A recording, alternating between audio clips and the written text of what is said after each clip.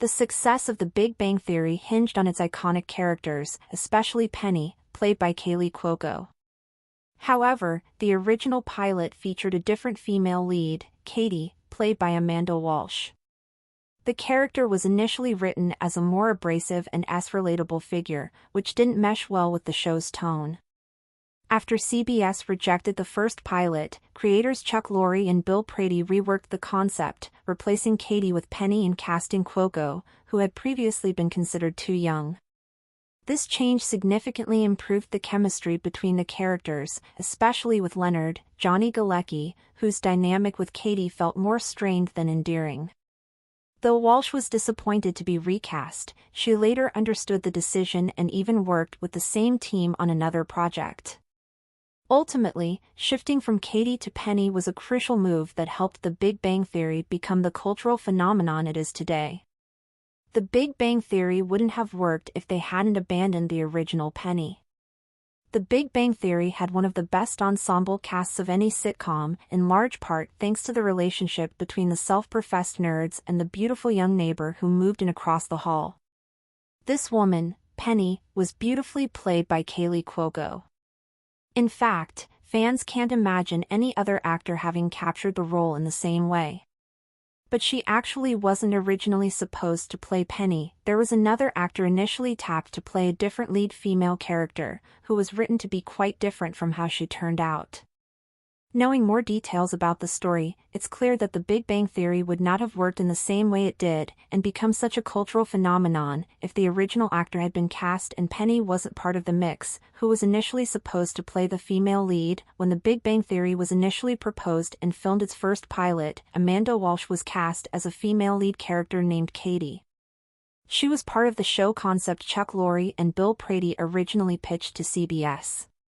But it was reportedly rejected, so they went back to the drawing board and rejigged some of the writing. This included completely changing the female lead character. This character was still supposed to play the traditional girl-next-door role, the beautiful young woman who the geeky guys fawn over once she moves in.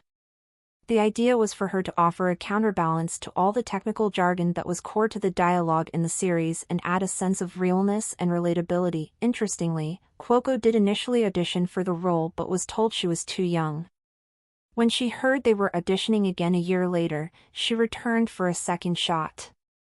She got the part as a new character named Penny, and Katie became ancient history.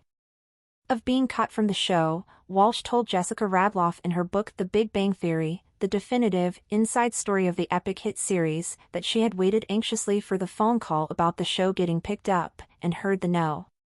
When she later learned it was indeed being picked up after a reworking of the story, she was pleased, until she was advised that it meant she would not be part of the project. "It's never a call you want to get as an actor," she said, but Bill was as nice as possible about the whole thing. She adds that getting rehired a year later for The Mastersons of Manhattan, which was being handled by the same team, gave her validation that the reason she was cut had nothing to do with her as an actor, but that she wasn't the right fit for the new version of the role. Indeed, the first unaired pilot of the series features Katie as a character who just doesn't seem to fit. It had nothing to do with Walsh herself, but the concept of the character wasn't right for the tone and feel of the show.